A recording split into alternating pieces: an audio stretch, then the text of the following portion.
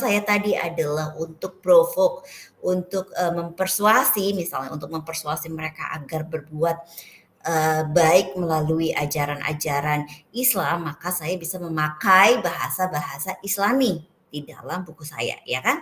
Tapi apakah buku yang sudah saya tulis tadi untuk anak SD dan beragama Islam itu nanti bisa dipakai untuk sekolah SD juga, tapi beragama yang lain? Tentu tidak bisa. Lalu ketika saya membuat buku SD saya ingin membuat buku SD untuk pendidikan karakter semua agama. Nah, itu berarti audiens yang saya hadapi lebih heterogen kan ya.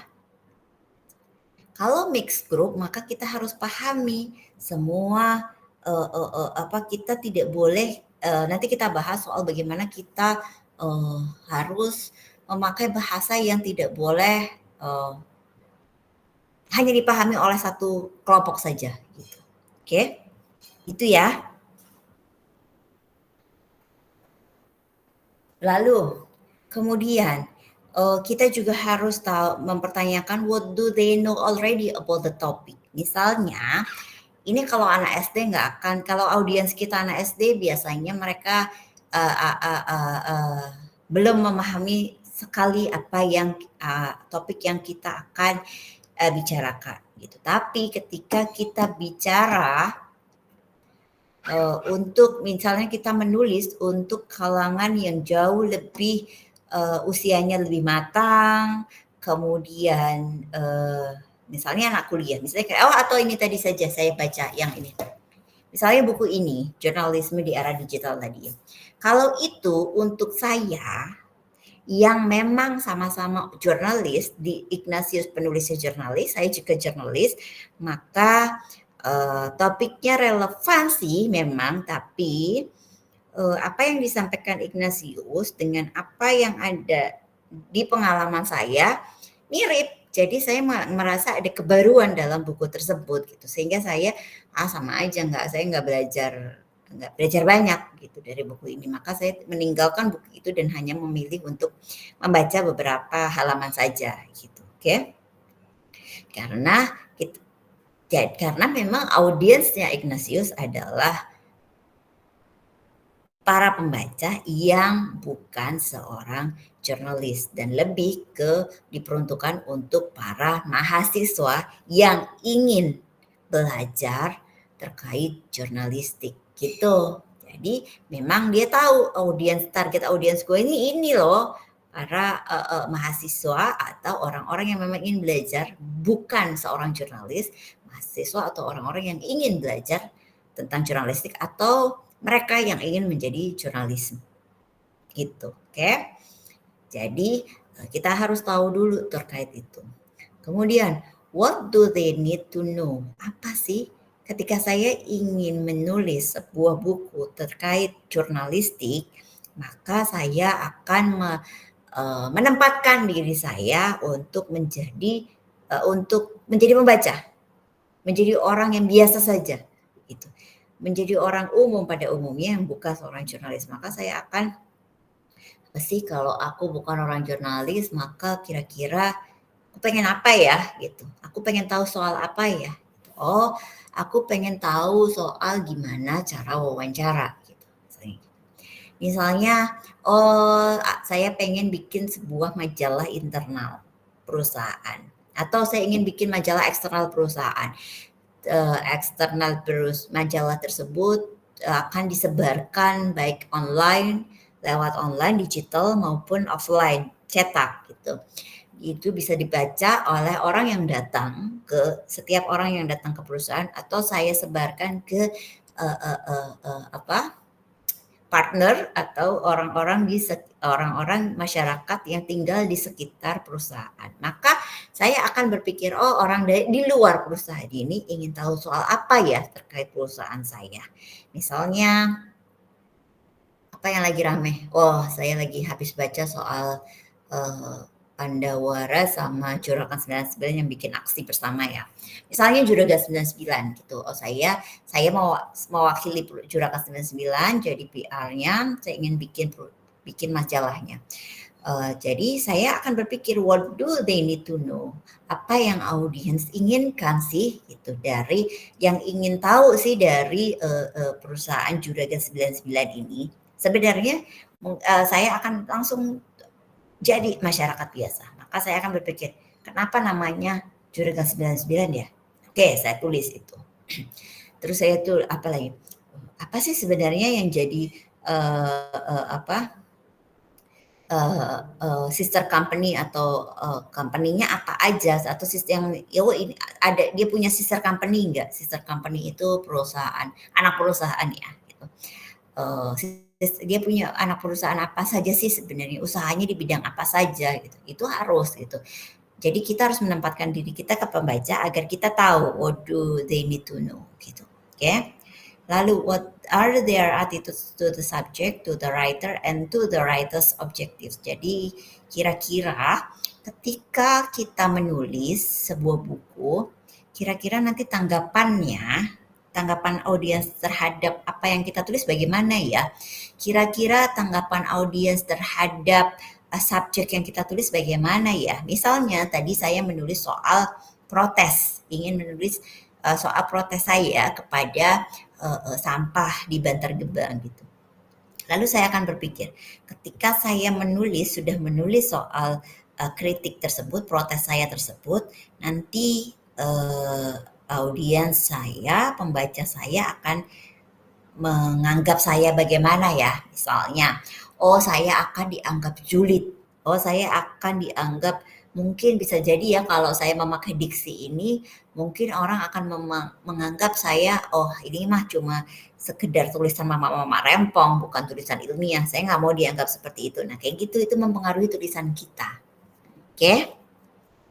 Paham? Adakah pertanyaan?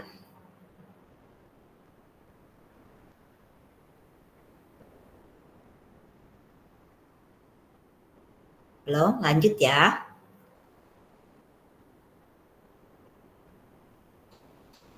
Aman, Miss. Oke. Lalu, communication takes place in social situation. Jadi, when you write, you need to consider. Kalian harus mempertimbangkan beberapa hal ini.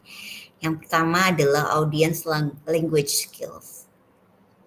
Tidak semua pembaca kita memiliki diksi, perbendaharaan kata yang sama dengan kita kalau kita menulis.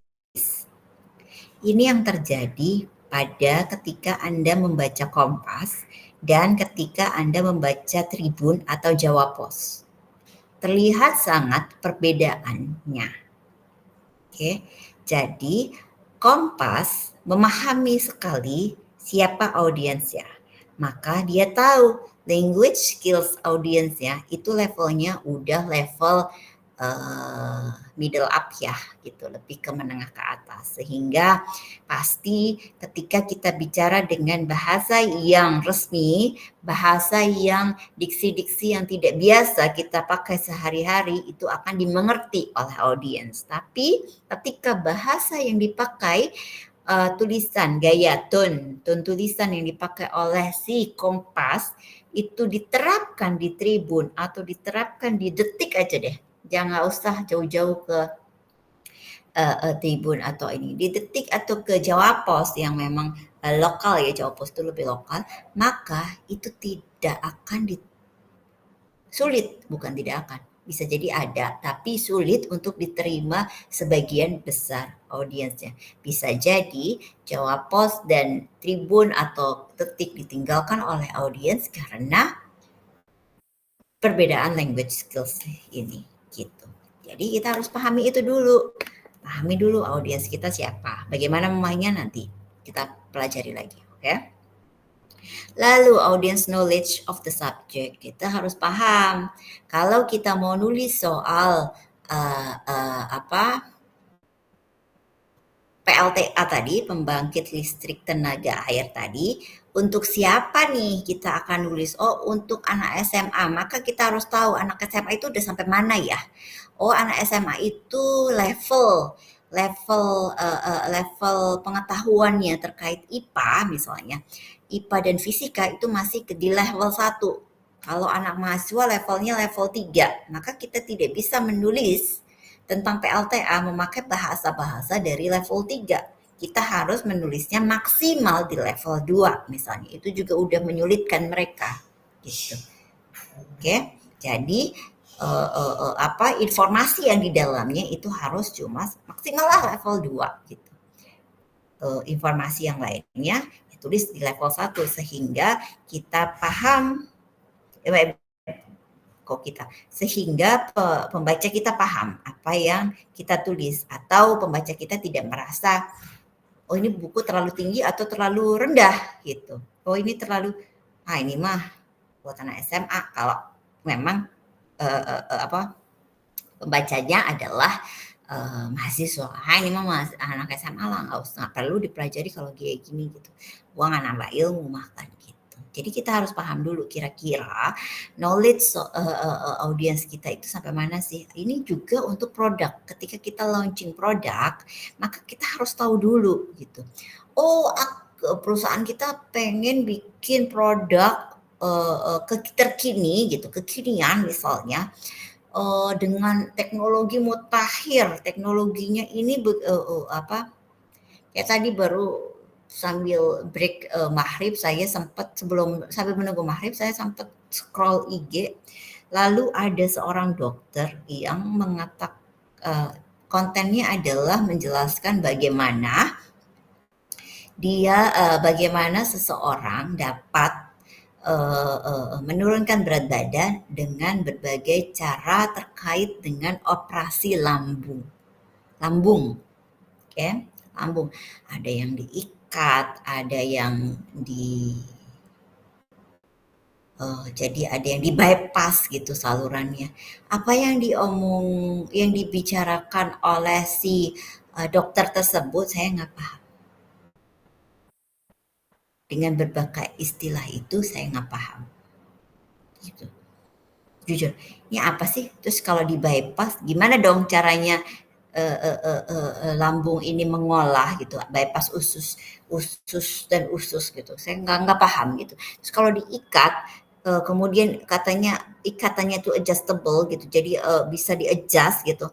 Terus bagaimana cara adjustnya? Kan nggak paham di kepala saya gitu karena saya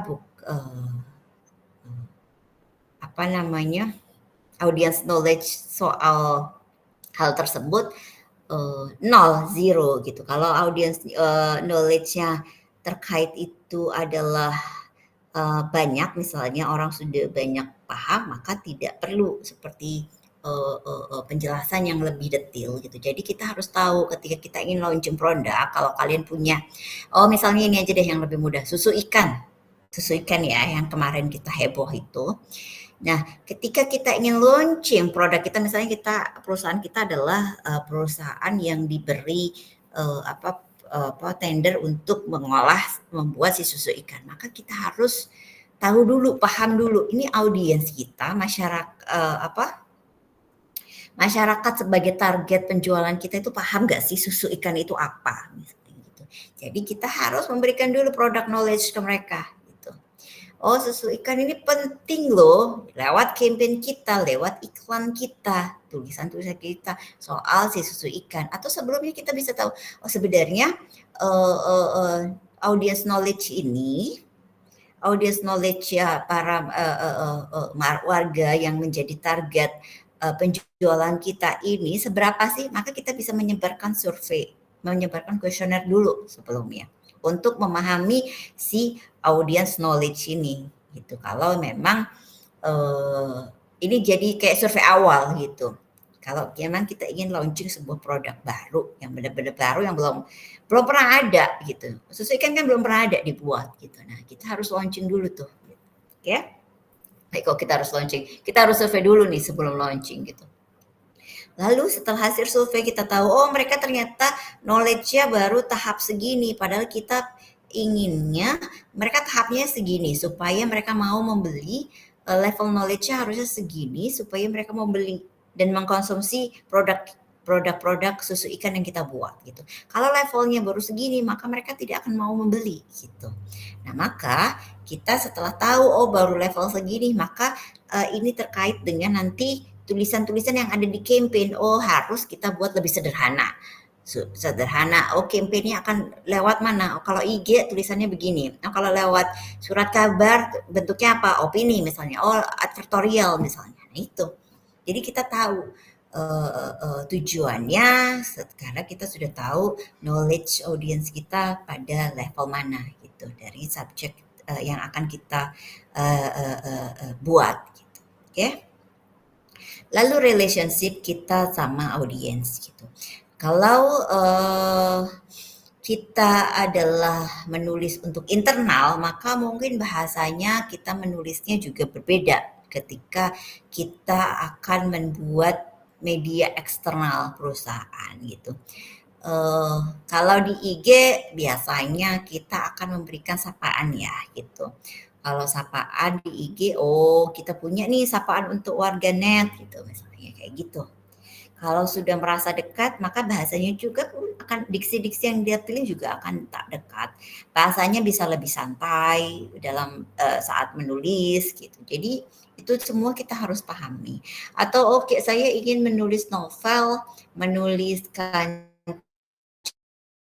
cerpen yang intimate gitu dengan jadi pembaca kita itu nanti bisa merasa dekat dengan kita kayak kita dongengin gitu, bisa nggak ya gitu. Karena saya dengan audiens saya sama nih secara usia, jadi saya bisa pakai lah ya ini bahasa-bahasa yang misalnya lebih ngepop gitu untuk usia saya gitu, kayak gitu ya. Itu ya. Lalu dibahas satu-satu. Bagaimana sih kita bahas satu-satu bagaimana language skill dan intelligence itu ya. Ketika kita bicara language skills, maka you should begin by assessing how skillfully the reader or listener can use the language gitu. Ini tadi yang saya sampaikan bagaimana Kompas itu paham banget tentang audiensnya. Sehingga Kompas itu bisa membuat infografik yang begitu bagus dengan data-data yang banyak tapi tetap bisa dinikmati oleh audiensnya. Ketika infografik hasil-hasil surveinya Kompas itu kemudian disebarkan ke media yang lain, media massa lain, maka itu belum tentu bisa diterima oleh audiens. Oke. For example, it will be unwise to berasumsi bahwa anak 5 tahun bisa be able to cope with lengthy, bisa memahami, bisa menangkap dengan kalimat-kalimat yang panjang, kalimat-kalimat yang complicated, nggak bisa. Atau mengandung banyak unusual word, bahasa-bahasa yang rumit. Maka ketika tadi misalnya artikel di Kompas dibaca oleh anak umur anak SD lah gitu, jangan 5 tahun banget. 5 tahun di sini belum bisa baca. Anak SD, maka anak SD tersebut pasti tidak akan memahami. Oke, tidak akan. Gitu. Jadi memang ya kita harus paham ya. Language skill sama intelligence audience kita gitu. On the other hand, ketika kita bicara memakai, kita ingin menulis jurnal ilmiah misalnya, kita ingin menulis jurnal ilmiah, terus kita memakai bahasa anak-anak, apakah bisa? Nggak bisa. Mereka akan merasa dibodohkan bahkan, gitu ya. Jadi hati-hati dengan kemampuan bahasanya audiens kita. Gitu, oke? The 3 factors we need to bear in mind are age, education, dan intelligence. Jadi usia anak 5 tahun, anak SD, pendidikan mereka seperti apa sih? Apakah bisa kita memberikan apa ya, campaign dengan bahasa yang rumit terkait dengan sampah kepada para ibu rumah tangga, nggak bisa. Anak orang-orang dan ibu rumah, misalnya orang ibu rumah tangga di Kerawang misalnya, di Karawang. Ibu rumah tangga di pinggir, di Karawang pinggir, perbatasan gitu, yang hanya lulusan SMP, kita beri materi apa, campaign, kampanye tentang sampah dengan banyak data. Apakah mereka mau? Nggak mau pasti. Mereka nggak akan bisa dengerin. 5 menit Anda ditinggal. Nggak jadi sosialisasi sampah. Oke, gitu ya. Atau ketika kita udah sesuatu bikin poster segede-gedenya ditempel di tiap sudut gang mereka gitu. Apakah bisa? Nggak bisa. Mereka nggak akan digubris sama mereka ketika itu tidak sesuai dengan edukasi, intelijen sama usia mereka. Gitu. Itu. Atau kalau kalian nanti kerja di sekolah misalnya, terus kan di sekolah biasanya ada poster-poster ya, poster-poster untuk himbauan, jangan buang sampah sembarangan, setelah sebelum makan harus cuci tangan gitu. Nah kalau poster itu tidak menarik untuk misalnya kalian ke bekerja di sekolah SD, maka anak-anak SD itu tidak akan nangkep lah gitu apa yang ingin kalian sampaikan gitu. Dibaca, udah ya apa sih gitu, tinggal aja sama mereka. Rugi gitu. Oke? Itu ya. Kemudian knowledge and understanding. Penting untuk be aware of how much the audience is likely to know about the subject gitu. Ini tadi sudah kita bahas sedikit ya di depan. Check their understanding or gives them opportunities to plug gaps in their knowledge as necessary gitu ya. Jadi ketika ada gaps, ada apa, biarkan mereka untuk ada gap soal knowledge ya gitu. Biar pancing mereka untuk pancing mereka untuk ingin tahu lebih gitu dengan tulisan kita. Itu menyenangkan kalau bisa seperti itu, ya. Jadi mereka akan jauh lebih paham sehingga mereka merasa, oh memang aku butuh ini, tulisan ini aku membaca ini sampai akhir tuh aku butuh banget gitu. Harus bisa tulisan kita tuh harus bisa membuat audiens seperti itu nanti. Oke? The relationship between the writer and audience we need to consider apa saja, how well we know them, dan how formal we wish to be. Ya, this affects ini berakibat pada vocabulary dan sentence grammar yang kita sampaikan dalam tulisan. Ini berkaitan sama diksi, ini berkaitan sama apakah kita akan membuat paragraf-paragraf panjang atau paragraf-paragraf pendek sederhana. Karena tergantung pada lagi-lagi age, education, dan intelijensinya dari audiens kita gitu. Oke? Nah, ini yang susah. Ada 2 hal yang sulit dalam menulis. Salah satunya adalah menulis untuk anak kecil. Sulit sekali. Karena kita orangnya udah gede. Ya kan? Coba kita anak kecil. Maka kita akan tahu bahasanya anak kecil itu bagaimana sih gitu. Tapi karena kita orang-orang gede dengan bahasa yang sudah terbiasa dengan bahasa rumit orang dewasa, maka menyederhanakan bahasa rumit itu ke dalam bahasanya anak-anak itu sulit sekali. Itu kenapa saya tidak pernah mau menulis untuk ataupun menjadi editor untuk buku-buku yang ditujukan untuk anak-anak SD gitu. Teman saya di fakultas lain sedang menyusun buku untuk anak SD. Temanya apa subjeknya? Human security. Keamanan insani. Human security itu sebuah sebuah hal yang sulit dimengerti bahkan oleh kami para dosen. Tapi dia dengan berani membuat itu, tema tersebut, subjek tersebut disederhanakan olehnya untuk bisa dipelajari sejak dini. Bagaimana seseorang harus mengamankan dirinya mengamankan dalam hal banyak ya, bukan hanya mengamankan dalam arti bela diri, bukan itu gitu. Mengamankan dirinya untuk bisa mandiri mengamankan dirinya. Intinya begitulah yang dia ingin sampaikan gitu. Jadi dia aim-nya adalah to describe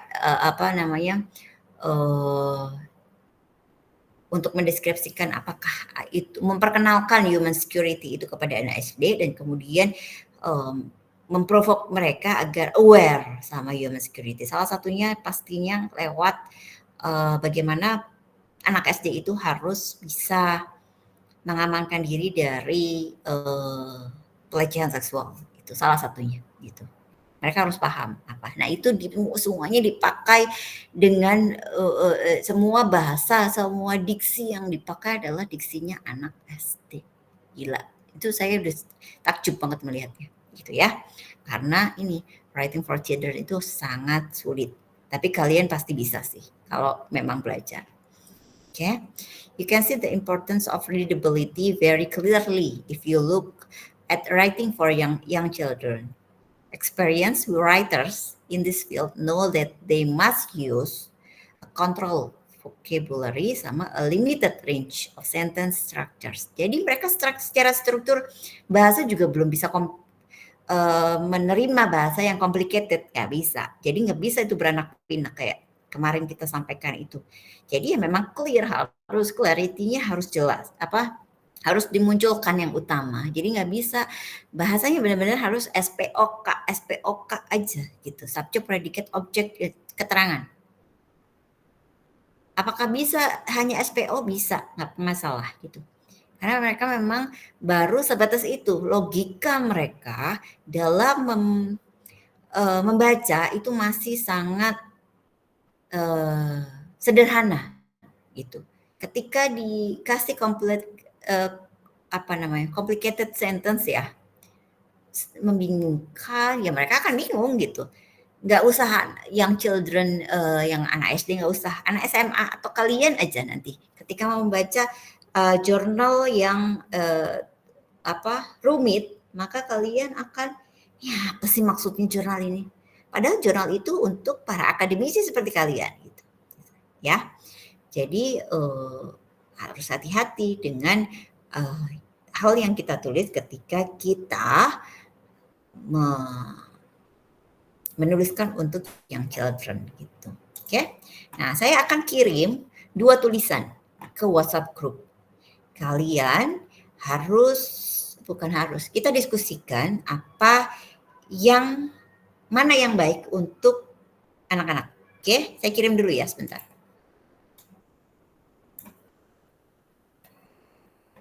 Ini yang bagian B, mana ya?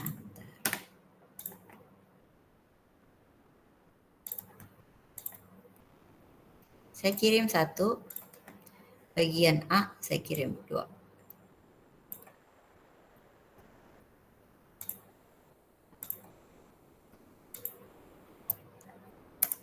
Saya kirim di grup, silakan dibaca dulu. Saya beri waktu 10 menit untuk membaca, dipahami, dan kita akan diskusikan apa kekurangan tulisan yang pertama dan apa kekurangan tulisan yang kedua. Gitu ya? Silakan.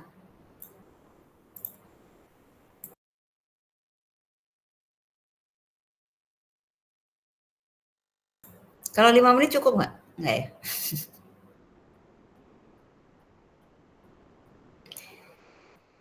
Halo, 5 menit cukup nggak? Cukup, Miss. Oke, 5 menit ya. Sip.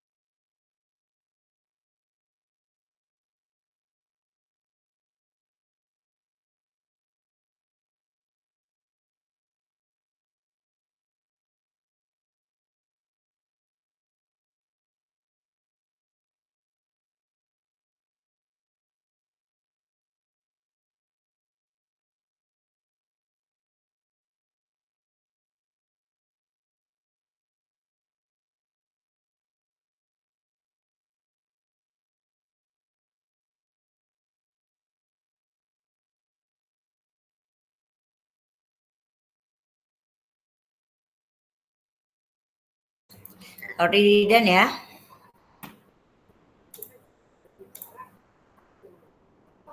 Sudah ya? Aditya Rizky Nur Syamsi? Ya, Miss. Bagaimana menurutmu yang tulisan ke pertama? Kalau dari ininya kayak ada yang salah di ininya, Miss. Di apa? Perkataannya. Perkataannya ada yang salah. Oke. Aldila Agastiara? Yes, Miss. Apa? What's your opinion? Menurut aku mungkin kurang bisa dimengerti ya secara penulisannya. Yang pertama ya? Iya. Oke. Amelia Suryanoviani? Halo Miss. Oke. Gimana? Kalau menurut saya untuk kalimat buat yang pertama itu sulit dimengerti. Paling karena mendetail mungkin tingkatnya beda. Jadi kayak orang-orang awam tuh kurang mengerti. Tapi untuk yang kedua itu langsung into the point, namun penjelasannya kurang mendetail aja seperti itu. Oke. Oke. Alifa? Alifa? Ada Alifa?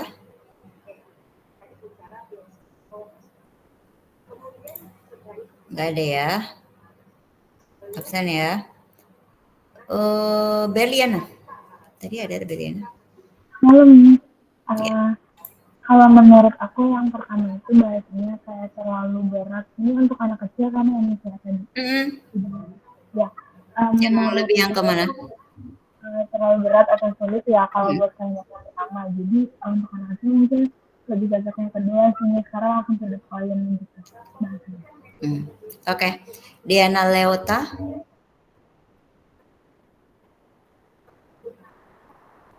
Oke, Michael Braham. Diana Leota?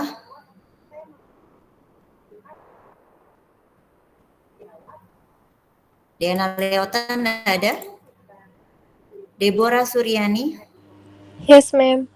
Oke. Kalau Gimana? menurut aku yang pertama sama kayak sebelumnya, jawabannya sama karena yang pertama itu terlalu berbelit-belit buat anak SD. Dan yang kedua itu yang se-translate aku, yang aku tahu itu kayak emang lebih spesifik langsung ke penjelasannya gitu, Miss, enggak yang berbelit-belit gitu. Betul. Yang tulisan A, yang ini yang ada di depan teman-teman ini sekarang, tulisan A ini dia menjelaskan pupil dengan bagaimana pupil bekerja dengan bahasa yang lebih sederhana. Karena anak SD tidak perlu, misalnya nih yang children-nya kita asumsikan anak SD ya, yang children anak SD atau TK tidak perlu bagaimana mereka ada 126 juta cahaya sel yang sensitif terhadap cahaya misalnya gitu, tak perlu gitu. Atau mereka apakah mereka perlu tipe sel, rod sel, cone sel, apalagi itu udah nggak perlu. Jadi mereka hanya perlu bagaimana pupil ini bekerja sehingga kita manusia bisa melihat, seperti itu ya. Jadi memang teman-teman berarti sudah paham bagaimana membuat kalimat yang sederhana untuk audiens kita yang memang masih berusia kecil dengan limitasi diksinya masih limit, dan bagaimana mereka belum bisa mencerna bahasa yang logikanya terlalu kompleks gitu, belum bisa mereka. Maka kita harus membuat yang sederhana seperti tulisan A ini gitu ya, sebaiknya tidak membuat yang tulisan seperti tulisan B. Oke. Tapi ketika kita menghadapi yang dewasa, ya kalau kita dewasa, kita lihat dulu dewasanya siapa nih gitu. Oh, dewasanya adalah mereka yang berpendidikan tinggi, maka kita bisa memberikan yang B. Ketika kita berpendidikan tinggi kita kasih yang A, maka mereka nggak ada yang baru. itu mah udah tahu gue, gitu pasti jawabannya. Tapi ketika kita dewasa untuk ibu-ibu, misalnya lagi-lagi ke ibu-ibu rumah tangga, misalnya yang memang pendidikannya hanya SMP atau SMA, banyak di Indonesia itu masih yang seperti itu. SMP atau SMA, maka kita tidak bisa memberikan yang B juga gitu. Maka kita bisa menggunakan yang cara yang A ini. Oke? Itu ya. Masih banyak. Jadi saya akan mempercepat sedikit. Kalau menulis untuk dewasa bagaimana gitu. Jangan sampai a very common mistake made by those who write for adult is that they underestimate the problems their audience may have in reading their text gitu. Jadi kita itu kadang bisa kali, masa iya sih membaca kita nggak bisa. Jangan, nggak boleh gitu. Kita harus lagi-lagi tadi memposisikan diri kita sebagai audiens. Kalau memang target audiensnya adalah ibu rumah tangga, ya kita posisikan diri kita. Ibu rumah tangga itu biasanya gimana sih gitu. Oh mereka kan by riset bisa kita nggak perlu survei gitu. Misalnya Bu kamu suka apa ya gitu, nggak perlu survei sebar kuesioner, nggak perlu gitu. Tapi kita bisa by riset di era digital ini. Informasi terkait itu bertebaran di mana-mana. Jadi by riset di buku atau di internet sangat mudah. Jadi kita bisa tahu, oh mereka itu nggak suka ya kalau begini, oh mereka itu nggak bisa ya kalau begini. Itu bisa gitu. Jadi tapi kita nggak boleh meng-underestimatekan audiens kita, oke? Jurnalis itu sangat memahami dan sangat aware terhadap audiens. Tadi yang saya contohkan Kompas. Bagaimana Kompas atau ini deh, saya contohkan Jawa Pos. Jawa Pos itu Jawa Timur. Base-nya di Surabaya, kantor pusatnya ada di Surabaya gitu. Dia sangat memahami dan sangat paham, sangat aware terhadap audiensnya, sehingga dia membuat Jawa Pos TV itu beberapa, gak cuma satu, beberapa acaranya itu memakai bahasa Jawa Timur. Karena dia tahu orang Jawa Timur itu suka sekali memakai bahasa lokal mereka. Jadi kayak ada ludruk, tahu kan ludruk kayak ketoprak gitu. Tapi pakai bahasa guyonan Jawa Timur, guyonan Jawa Timur, Surabaya, Madura gitu guyonannya. Nah itu kalau di bahasa Indonesiain aneh. Dan itu ludruk itu sangat populer dan sangat disukai oleh orang-orang Jawa Timur. Maka karena Jawa Pos TV itu paham sekali dengan tipe audiens yang mereka sasar, maka dia sampai ya ludruk udah pasti ada acaranya. Dan lagi dia membuat program berita dengan bahasa Jawa Timur. Agak lucu, kalau kita orang luar Jawa Timur pasti ngerasa, ini kok lucu banget sih ini program beritanya. Tapi itu tinggi, banyak yang nonton gitu. Jadi itu jadi ciri khas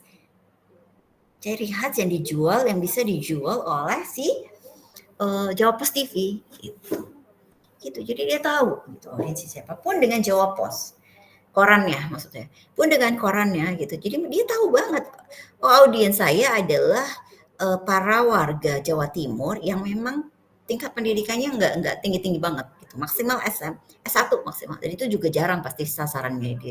Jadi rata-rata SMA lah yang disasar. Jadi bahasanya sangat sederhana. Dia tidak tabu menggunakan bahasa daerah karena memang itu untuk Jawa Timur, ada kolom-kolom Jawa Timur lah gitu, kayak jadi ada ada kolom Jawa Timurnya gitu, sehingga ya memang tahu audiens gue adalah audiens orang-orang Jawa Timur. Jadi ketika Jawa Pos itu terbit di Jawa Tengah, maka kolom Jawa Timurnya hilang, dia akan punya kolom untuk membaca Jawa Tengah, kayak gitu. Mereka pintar sekali untuk itu. Dan jurnalis paham betul. Ketika kita, misalnya kalian nanti disuruh membuat program untuk membuat program semacam bolang, si Unyil, program anak-anak gitu ya. Membuat naskahnya, kalian menulis naskahnya, apakah bahasa yang kalian pakai itu akan memakai bahasa-bahasa orang gede, nggak bisa. Kalian harus tahu, kalian harus sering-sering baca Bobo. Misalnya kalau kalian nggak punya adik, maka kalian harus sering-sering baca Bobo untuk tahu, oh bahasa anak kecil tuh begini ya. Gitu. Untuk bisa menulis naskah yang cocok untuk si Unyil atau si Bolang. Itu kenapa reporter-reporternya, itu kenapa si Bolang dan Unyil itu sampai sekarang ada. Dan reporternya jago, bisa menulis, menurunkan bukan level bahasa mereka ke anak-anak gitu. Karena dia tahu apa sih yang anak-anak inginkan gitu. Beda lagi ketika reporter itu di rolling ke program lain, dipindahkan ke program lain, maka dia akan langsung menyesuaikan, dia harus adjust. Oh, dia harus kemudian dia dipindah ke program misalnya Jejak Petualang gitu, yang memang untuk orang besar, untuk orang yang jauh lebih dewasa dibanding audiensnya Bolang ataupun si Unyil, maka dia harus adjust bahasanya.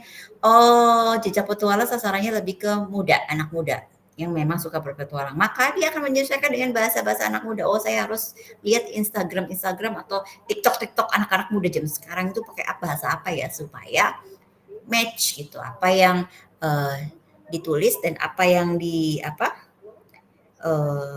sesuai dengan apa yang menjadi kebutuhannya audiens gitu. Oke? Itu ya. Nah, nih ada 2 stories terkait dengan Facebook. Saya kirim lagi ya. Dan kalian baca. Ini dua-duanya tulisan di koran. Saya kirim ke grup lagi. Wait.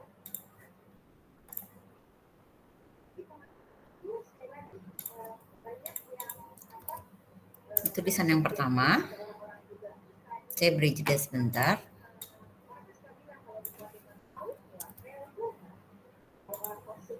Ini tulisan yang kedua. Silakan dibaca dulu 5 menit ya.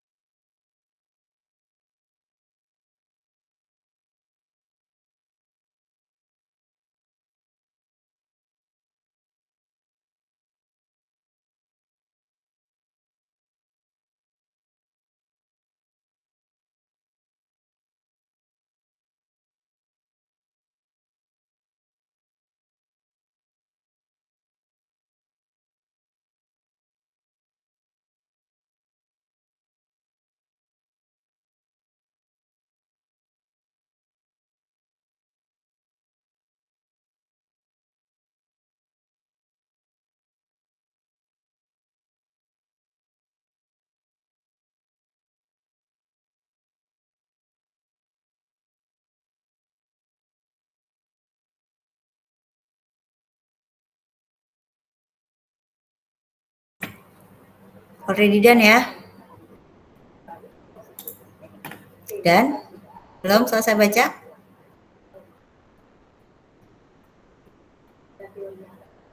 Sudah selesai baca? Belum, Miss. Oh, belum. Ternyata lebih panjang ya ini ya. Oke.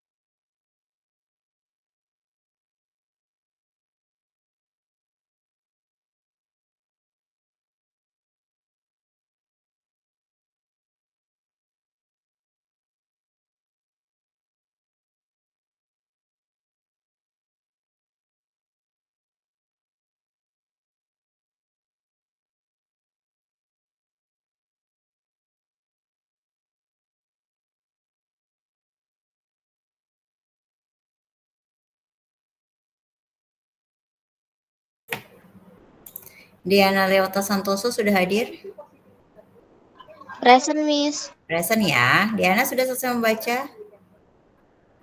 Lagi sama dibaca, Miss.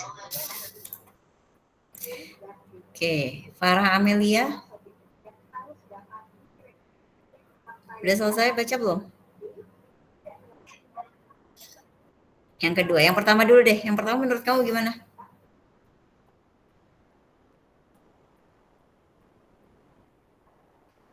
Dua-duanya tentang Facebook.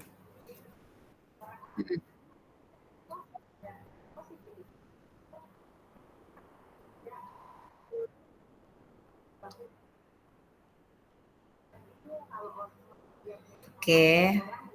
Tidak menyediakan apa? Apa tadi kamu sampaikan? Tidak?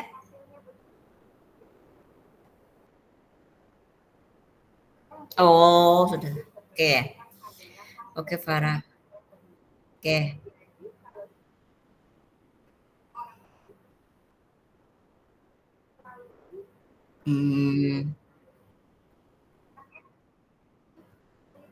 Oke. Fatimah. Fatimah Yes, Uli. ma'am. Oke, udah baca? Lagi masih baca, Miss. Yang pertama udah? Udah. Menurut Anda apa yang ada? Ada apa di pertama?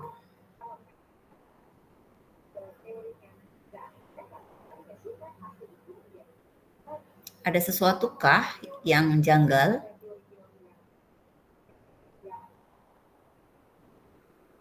Menemukan kejanggalan? Tidak? Atau ditanggapi apa gitu?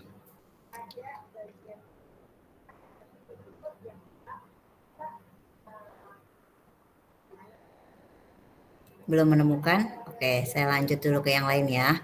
Kota Galung, Teresia. Present, Miss. Yes, gimana Huta Galung? Saya belum selesai baca. Belum selesai. Mikir kebanyakan. Oke, Jacqueline Natania Kifli. Iya, present, Miss. Yes, gimana? Kalau dari teks pertama sih yang aku ngelihat downfall-nya Facebook ya. Kayak harga saham yang menurun, terus kayak gimana si pendirinya itu men-statement kalau memang lagi in a tough situation Facebooknya. Kalau yang teks kedua itu justru malah Facebook kayak naik banget. Facebook has 100 million active member, terus kayak value-nya Facebook itu juga bagus, taruh iklan di Facebook juga bagus. Itu sih yang aku notice di perbedaan kedua teks ini. Oke. Jacqueline melihat ada yang aneh nggak di pertama? Nggak? Kalau yang pertama itu belum. Lebih fokus ke apa ya namanya? Kayak Kesulitan dia ya. Iya, kesulitan. Terus kayak pencitraannya si Mark Zuckerberg gitu loh di media. Oke, pencitraan ya. Kalau Jacqueline bilang pencitraan. Sebentar, setelah Jacqueline, Kanaya Nabila. Nabila adalah Oke, Kanaya gimana menurut kamu?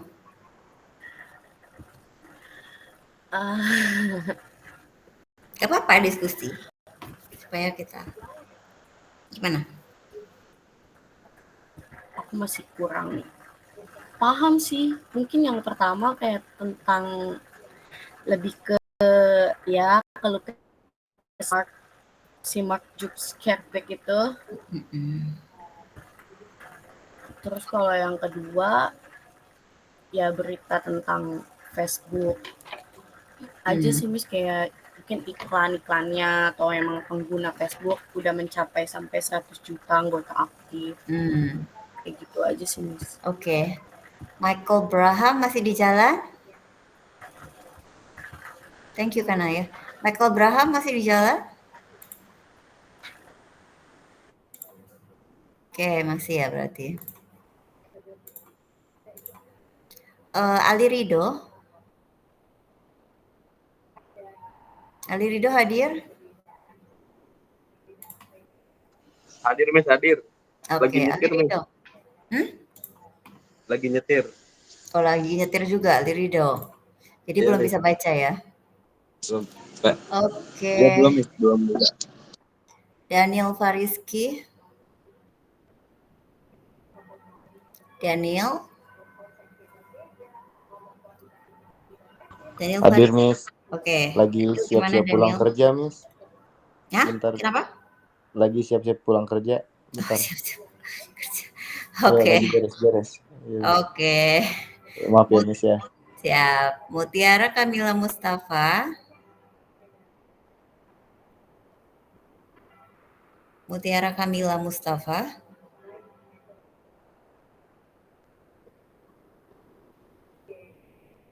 Mutiara Kamila. Gak ada ya. Nazwa Intan Nurrahma.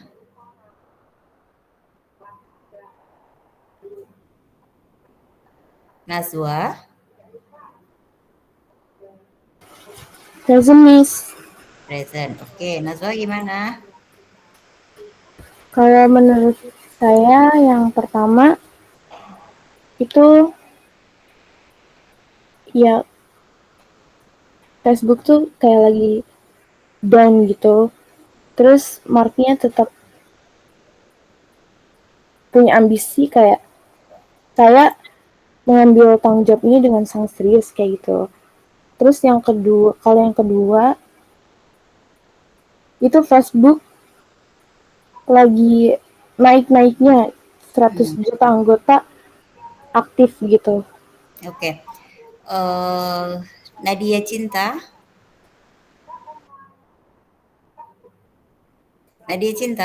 Nadia Cinta Utami.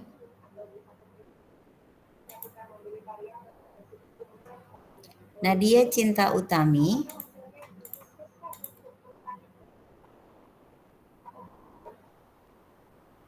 Rajiv Hadi. Iya, iya Miss. Rajiv, kamu merasa nggak ada quote dari Mark yang tertulis bukan berseberangan ya, secara logik, jadi itu akan malah mengakibatkan complex sentences di paragraf yang merah. Kamu merasa seperti itu enggak? Kalau yang saya pahami sih Miss, untuk yang pertama ini dari beritanya itu lebih ke kutipan semua dari Mark Zuckerberg-nya gitu. Jadi lebih ke apa yang dia rilis atau sampaikan di misalnya di NBC dan di TV interview gitu. Kalau untuk yang kedua kan lebih ke semacam opini dari pembuat rilisnya gitu. Jurnalisnya based on data, jadi cuma data tanpa nggak ada wawancara gitu ya? Iya seperti itu, Miss. Oke, Rafiqah Faras. Present. Yes. Rafiqah, apa yang dikatakan Mark di status Facebook, lalu kemudian yang kan dia dikutip ya, status Facebooknya dikutip, lalu ada lagi kutipan tentang dari NBC. Apakah menurut Anda kutipan-kutipan yang ada di dalam tulisan ini lebih membantu jadi tulisannya lebih clear, atau menurut Anda jadi lebih gak jelas gitu?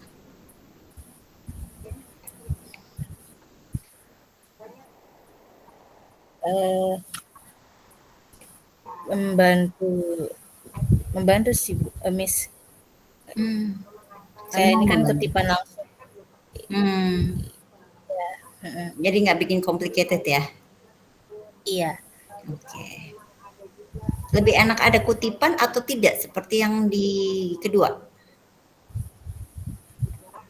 Kalau menurut saya sih kalau ada kutipan itu jadi lebih meyakinkan, karena itu kan Mark Zuckerberg-nya sendiri yang berbicara begitu. Oke, baik. Thank you Rafiqah. Rizky Ramadan terakhir. Yes, Miss. Gimana Rizky? Menurut saya di teks yang pertama itu si Mark ini dia mencoba bertahan, dia terus berusaha gimana caranya para investor-investornya ini nggak mengalami kerugian.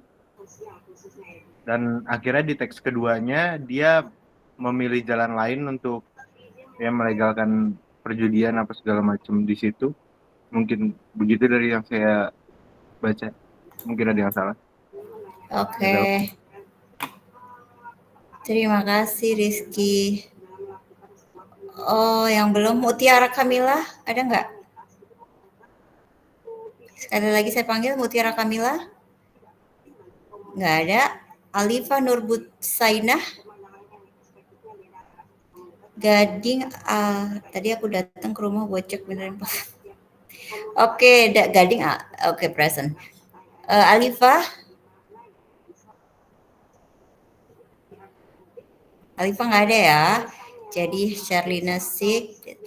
Terakhir saya tanya lagi, Sri. Yes, Miss. Sri, gimana Sri menurut Anda, Sri?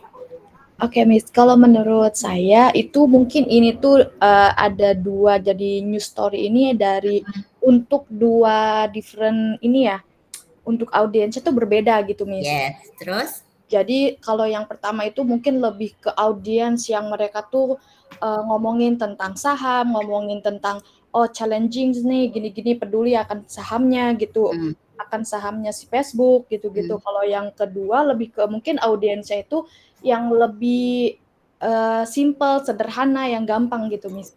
Gitu sih. Lebih umum untuk yang kedua, ya. Yang kedua ini jauh lebih umum dibanding yang pertama. Pertama ini sangat untuk, jadi kalau kita bicara yang kedua ini itu untuk koran atau .com yang memang umum kayak CNN, Detik gitu. Nah, ketika kita bicara ini, maka kita bicara khusus ekonomi khusus. Jadi kalau dulu itu ada media Indonesia yang sering bicara terkait dengan bisnis atau metro bisnis kayak gitu. Jadi memang seperti itu. Tapi menurut saya yang pertama ini memang audiensnya udah jelas untuk bisnis, tapi menurut saya apa yang tertulis quote di sini agak too much ya gitu. Jadi better. Iya, too much. Jadi itu akan membuat ngapain status Facebook segala dikutip gitu. Kalau memang mau quote langsung ya quote langsung saja. Apakah status Facebook ini berkaitan sama penjualan sahamnya? Kan tidak gitu. Status Facebooknya positif ya, memang itu M-nya dia terserah dia, itu kan pribadi dia, bukan secara tidak mewakili perusahaan dia secara umum gitu ya kan, bahwa itu ambisi Mark-nya sendiri ya monggo saja, tapi nggak perlu ditulis, dan itu menurut saya tidak terkait dengan harga saham ataupun kemudian itu menjadi membuat status Mark itu membuat harga saham naik atau drop, enggak gitu. Jadi malah yang status Facebook ini, statusnya dia di dalam Facebook ini membuat little complicated menurut saya ya gitu. Sepaham dengan si Sri ya tadi ya, Sri ya, begitu ya Sri? Setuju Miss. Begitu. Blunder gitu Miss kalau yang sepakat gitu. Jadi memang ini mereka masing-masing penulis di dalam dua artikel ini paham audiens mereka siapa sih. Kalau audiensnya orang-orang biasa saja, bukan pembuat kebijakan, bukan orang modal pemain saham, maka mereka akan menulis yang biru ini gitu. Karena kalau orang biasa dikasih tulisan seperti ini, mereka nggak akan mau. Gitu. Itu beratnya ekonomi. CNBC Indonesia sekarang memakai bahasa nggak saklek dulu. Dia sekarang memakai bahasa anak muda sekali gitu. Supaya apa? Karena ketika dia saklek dengan awal-awal itu dia rigid itu apa ya? Ya saklek dengan bahasa ekonomi yang sangat kaku gitu, sehingga nggak ada susah banget dia naiknya secara rating gitu. Tapi ketika dia sekarang menyasar audiensnya anak muda juga, karena mereka lebih ke main digital gitu, maka kemudian sekarang jauh secara jualan, dia jualan ya. Kalau kita bicara media pasti bicara jualan artikel, jualan dalam tanda kutip. Secara jualan dia jauh lebih gampang gitu ya. Jadi seperti itu teman-teman. Jadi kalian harus paham tujuan kalian dalam menulis.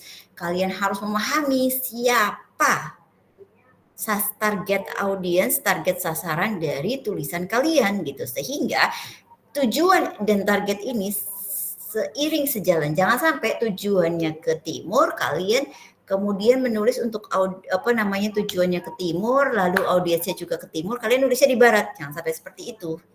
Oke? Ada yang mau bertanya? Sebenarnya masih ada quick tip untuk ini, tapi saya simpan untuk minggu depan ya, karena waktunya sudah mepet habis. Ada yang mau bertanya dulu? Saya beri waktu untuk bertanya dulu. Silakan. Silakan jika ada pertanyaan.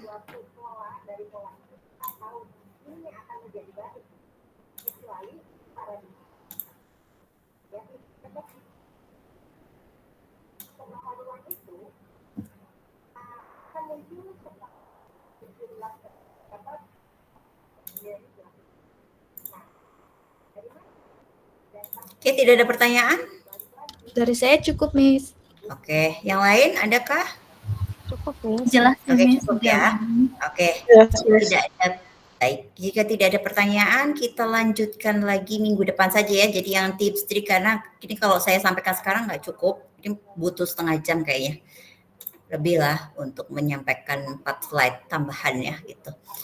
4 slide terakhir. Jadi saya simpan saja untuk minggu depan, sambil kita minggu depan belajar terkait dengan creativity dan bagaimana mind mapping itu. Itu ya? Oke, Miss. Itu? Oke. Baik, terima kasih teman-teman. Kalau memang tidak ada pertanyaan dan semua sudah jelas, maka kelas saya akhiri. Sampai jumpa minggu depan, dan minggu depan insya Allah kalau tidak ada halangan kita laksanakan kelas secara hybrid ya. Iya, Miss. Oke, Miss. Baik, Miss. Baik.